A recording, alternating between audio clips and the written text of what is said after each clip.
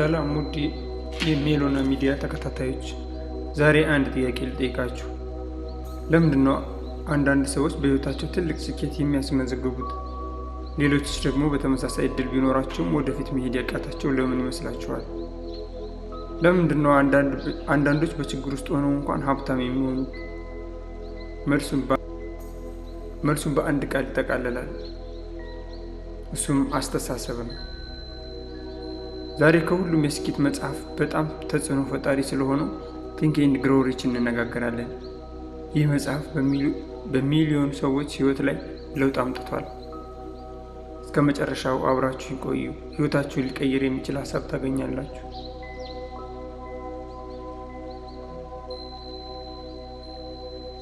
ሁሉም ነገር በፍላጎት ይጀምራል ይለናል ይህ መጽሐፍ። ናፖሊዮን ሂል እንደሚለው የሁሉም ስኬት መነሻ ጠንካራ ፍላጎት ነው። ብዙ ሰዎች ሀብታም መሆን ይፈልጋሉ፣ ነገር ግን ፍላጎታቸው ደካማ ነው። ችግር ሲመጣ ይተውታል። ስኬታማ ሰዎች ግን ከመደበኛ ፍላጎት በላይ የሚነድ ፍላጎት አላቸው። እስኪ ራስን ጠይቅ፣ በእውነት ምን እፈልጋለሁ? ያንን ነገር የፈለጉትን ነገር ለማግኘት ምን ያክል ዋጋ ከፍላለሁ ብለህ። እምነት የስኬት ነዳጅ ነው ይለናል። ሰዎች በራሳቸው ያመኑትን ይሆናሉ። አንዳንድ ሰው አልችልም ብሎ ካመነ አይችልም፣ እችላለሁ ብሎ ካመነ ደግሞ መንገድ ያገኛል። በየቀኑ ለራስ የምትናገረው ቃል ህይወትን እየፈጠረ ይመጣል። ስለዚህ አሳካዋለሁ፣ እችላለሁ፣ እማራለሁ ብለህ ለራስ ንገረው። ልዩ እውቀት የማሸነፊያ መንገድ ነው።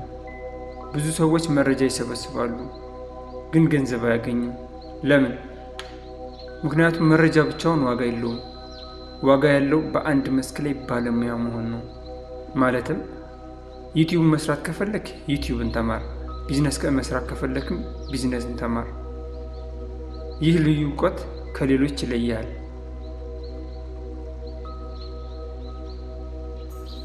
ውሳኔ የሚቀይር ኃይል። ብዙ ሰዎች ለዓመታት ይጠብቃሉ። ነገ ጀምራለሁ፣ በኋላ አድርገዋለሁ ይላሉ። ነገር ግን ነገ አይመጣም። ስኬታማ ሰዎች ፈጣን ውሳኔ ይወስናሉ። ትክክለኛ ጊዜ አይጠብቁም። የተሻለ ጊዜ አይኖርም። የተሻለው ጊዜ አሁን ነው። አሁን ጀምር። ጽናት ያሸንፋል። በዓለም ላይ ብዙ ሰዎች ወደቁ፣ ግን እንደገና ይነሳሉ። የሚለያቸው አንድ ነገር ነው፣ ጽናት። ሰዎች አንተን ሲስቁብህ ቀጥል፣ ውጤት ሳታይ ስትቀርም ቀጥል፣ እንዲሁም ሲጠራጠሩህም ቀጥል። ታላቅ ስኬት ከታላቅ ጽናት በኋላ ይመጣል። ማስተር ማይንድ የተሳካ የሰው ሚስጥር። አንተ ብቻህን ሁሉንም ማድረግ አትችልም። ስኬታማ ሰዎች ከስኬታማ ሰዎች ጋር ይውላሉ፣ ከሚያበረታቱ ሰዎች ጋር ይቆያሉ፣ ከሚያድጉ ሰዎች ጋር ይሰራሉ። ህይወትን ለመቀየር አካባቢን ቀይር።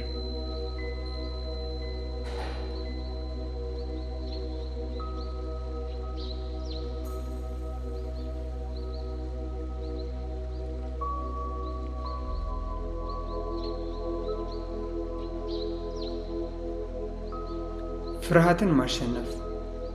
ትልቁ ጠላትህ ውጭ አይደለም፣ ውስጥህ ነው። የውድቀት ፍርሃት፣ የድህነት ፍርሃት፣ የሰዎች አስተያየት ፍርሃት፣ እነዚህ ሁሉ ሰዎችን ያቆማሉ።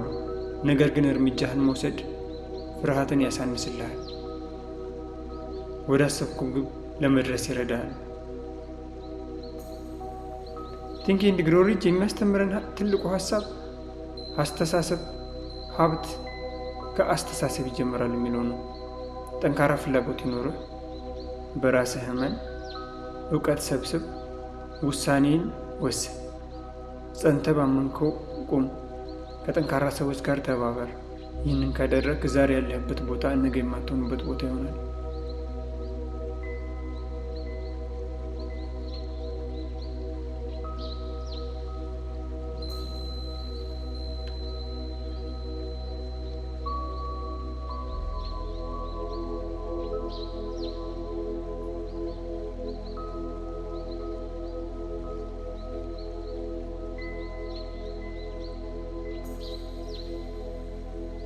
ቲንክ ኤንድ ግሮው ሪች የሚያስተምረው ሀብት መጀመሪያ በአእምሮ እንደሚፈጠር ነው። ማንኛውም ታላቅ ስኬት ወይም ሀብት ከመገንባቱ በፊት በአንድ ሰው ሀሳብ ውስጥ ይወለዳል። ሰው በሙሉ ልቡ የሚፈልገውን ነገር በግልጽ ካወቀ፣ በራሱ ካመነና ያንን ግብ በየቀኑ በአእምሮ ውስጥ ካሳደገው በመጨረሻ ወደ እውነታው ይቀየራል። ናፖሊዮን ሂል እንደሚለው ሰዎች በሕይወታቸው የሚያገኙት ውጤት በአብዛኛው የሚወሰነው በሚያስቡት ነገር ነው። ድህነትን፣ ውድቀትንና ፍራቻን ብቻ የሚያስብ ሰው እነዚያን ነገሮች ወደ ራሱ ይስባል። በተቃራኒው ግን ስኬትን፣ እድገትን እና ሌሎች እድሎችን የሚያስብ ሰው አእምሮውን በዚህ አቅጣጫ ያሰለጥናል።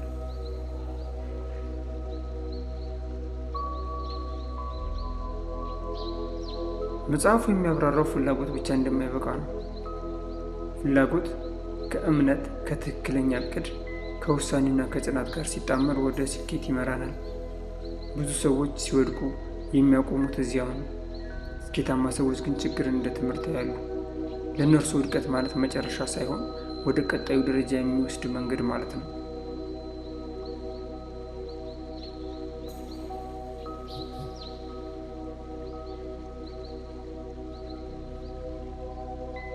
መጽሐፉ በተጨማሪ የምንኖርበት አካባቢ እና የምናገኛቸው ሰዎች በስኬታችን ላይ ትልቅ ተጽዕኖ እንዳላቸው ይገልጻል። ከአዎንታዊ፣ ከታታሪና ትልቅ ህልም ካላቸው ሰዎች ጋር መቆየት አእምሯችንን ያሳድጋል ብሎ ያምናል። ከተስፋ ቆራጮች ጋር መቆየት ግን ወደ ኋላ ይጎትተናል።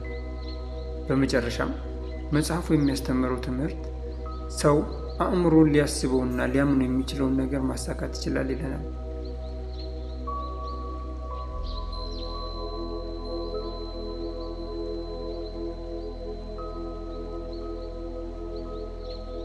ስለዚህ ህይወትን ለመቀየር የመጀመሪያው ቦታ የባንክ ሂሳብ ወይም የሥራ ቦታ ሳይሆን አእምሮህ ነው። ሐሳብህን ቀይር፣ እምነትህን አጠንክር፣ ግብህን ግልጽ አድርግ፣ በትጋት ስራ። ከዛ ውጤቱ በቀስታ መታየት ይጀምራል።